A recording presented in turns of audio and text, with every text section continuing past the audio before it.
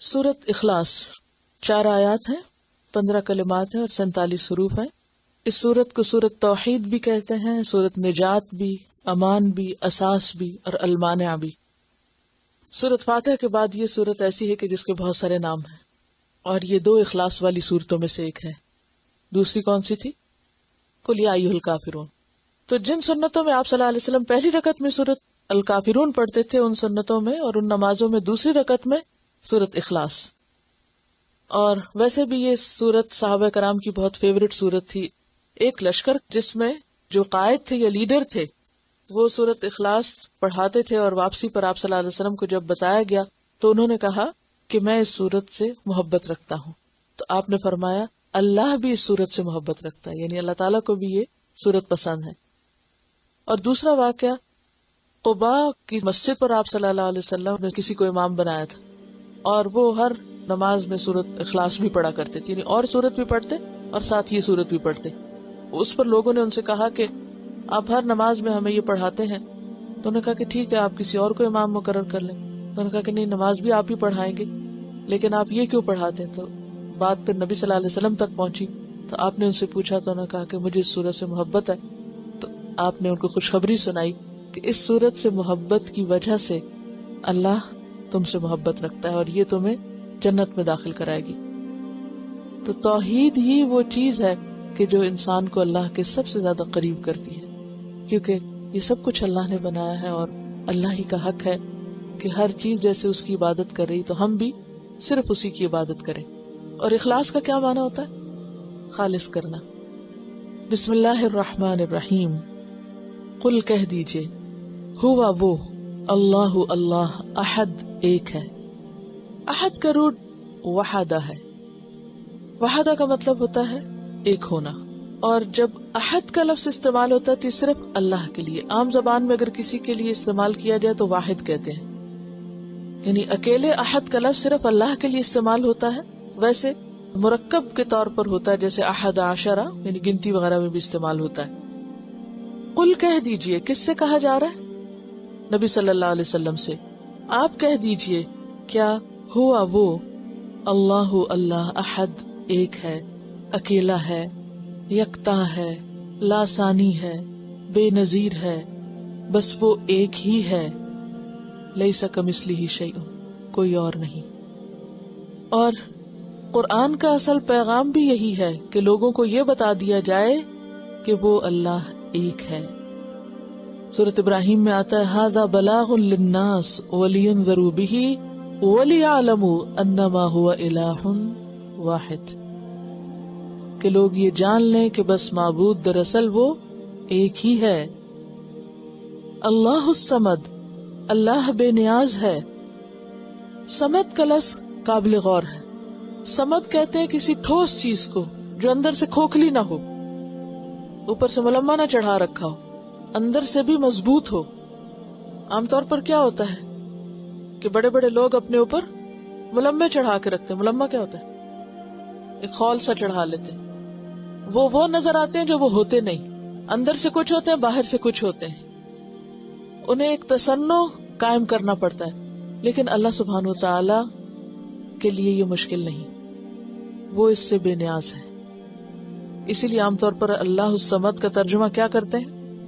بے نیاز۔ حالانکہ صمد کا لفظی معنی بے نیاز نہیں ہے، وہ مفہوم ہے، مفہومی ترجمہ ہے۔ لفظی معنی کیا ہے؟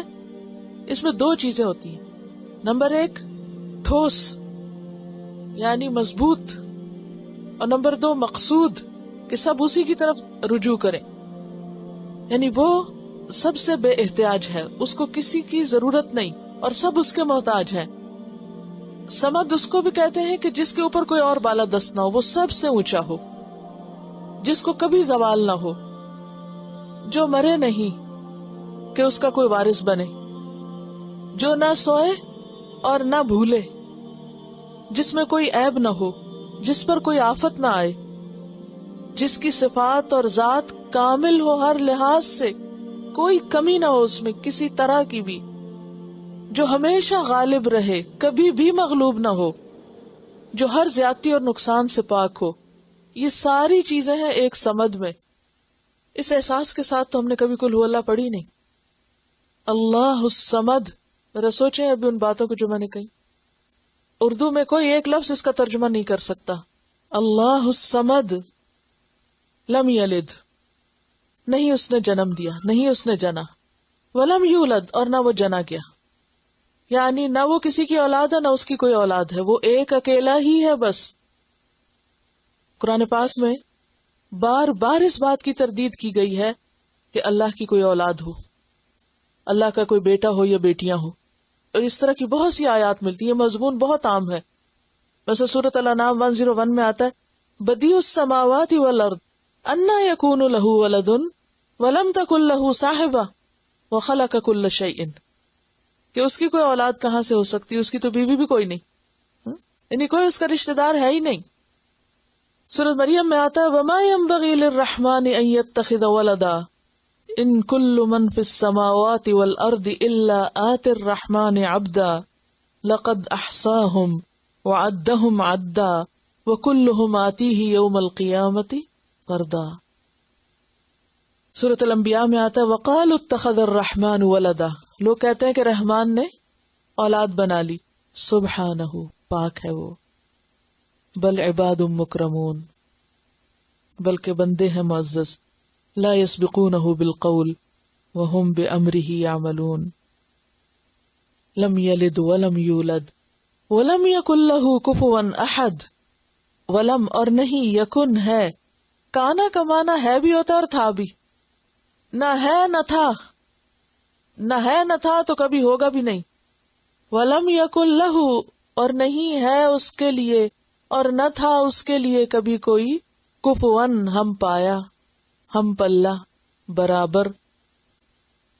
اصل میں کفو کا لفظ جو ہے نا بیوی کے لیے استعمال ہوتا ہے، ہمسر کے معنوں میں، ساتھی. احدن، کوئی ایک، کوئی اس کے برابر کا نہیں، یعنی نہ تو اس کی کوئی بیوی ہے نہ کوئی اس کا کوئی دوست ہے ایسا جو اس کے برابر کا ہو، کوئی بھی نہیں اس جیسا. سورۃ فرقان میں آتا ہے الذی لہ ملک السماوات والارض ولم یتخذ ولدا ولم یکن لہ شریک فی الملک. کوئی اس کی حکومت میں شریک ہی نہیں، کوئی اس کے برابر کا ہے ہی نہیں، کسی کے پاس ویسی طاقت ہی نہیں. لیس کمثلہ شیء وہو السمیع البصیر. کہا ہی جاتا ہے کہ کچھ لوگ آپ صلی اللہ علیہ وسلم کے پاس آئے اور انہوں نے کہا کہ آپ جس الہ کو پوچھتے ہیں اس کا ہمیں حسب نسب بتائیے، اس کا تعارف کرائیے. کیونکہ عربوں کے ہاں جب کسی کو پہچاننا ہوتا تھا تو اس کے کنبے، قبیلے، خاندان، رشتہ دار اور ان سب کا پوچھا جاتا تھا. تو اللہ سبحانہ وتعالی نے جواب دیا قل، آپ ان کو بتا دیجئے هو اللہ احد اللہ الصمد لم یلد ولم یولد ولم یکن لہ کفوا احد.